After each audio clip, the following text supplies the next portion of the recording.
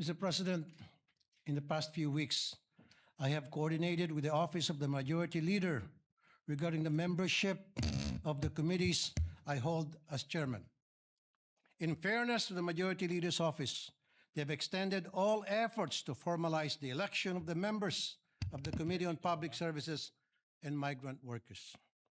What disturbs me is that it is the inaction of the minority floor leader to confirm these memberships that holds important LEDAC bills hostage, such as the Department of Water, crucial franchise bills, and the OFW reintegration bills. To my colleagues in the minority, maraming salamat po for your confirming your intent to join my committee. But to the minority leader, my good friend, Senator Alan Peter Cayetano, it is time that we cooperate so that we may get back to legislating. If you have time to go on FB Live, maybe you have time to confirm or give the go signal to your minority members. Kasi Mr. President, pabalik-balik na po yung staff ko sa office ni Senator Peter Alan Cayetano para kumuha raw ng go signal nang sa gayon yung kanyang mga members ay ma-elect na sa committee ko.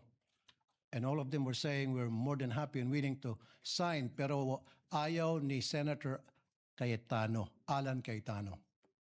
I don't know anong dahilan niya, bakit niya hostage yung pagiging members ng kanyang mga kasamahan sa committee ko. Hostage niya po yung mga LEDAC bills sa kanyang pagtanggi na bigyan ng go signal ang kanyang mga kasamahan sa minority para pumirma. Mr. President, sana makarating to kay Senator Alan Peter Cayetano. Kanina sana kausapin ko po siya, kaso wala po siya dito ngayon. Therefore, I have no choice para dalhin to sa floor. Maraming salamat, Mr. President. Senator Raffy, thank you for that reminder. In fact, we have 32 committees that have yet to be fully convened. Kulang pa ho tayo ng mga members. And we would like to request later on, me and the majority leader would coordinate and talk to our minority leader to provide us with the list of members to fully complete the 32 committees. We recognize Senator Pia Cayetano.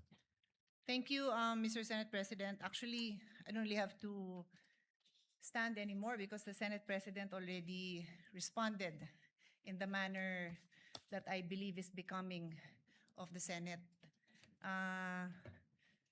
Senator Tulfo, madali niyo naman ho akong tanungin, alam niyo naman kapatid ko si Alan, kung gusto niyo may iparating. Huwag na ho kayo magdrama ng mga pa-hostage. Hindi ho tayo ganito dito. And I certainly hope, that you don't set a precedent kasi I don't know the Senate President to be that way. I don't know the majority floor leader to be that way. He happens to be seated beside the former Senate President. The minority floor leader doesn't happen to be here. I can talk to him. Pag in-ignore niya kayo and the next day, wala pa rin, then sige, sabihin niyo yung gusto niyo. Pero wag naman sanang ganun. Wala ko akong naalalang ganun magsalita dito sa Senate for the 19 years that I've been a senator. Yun lang naman po. Thank you, Mr. Senate President.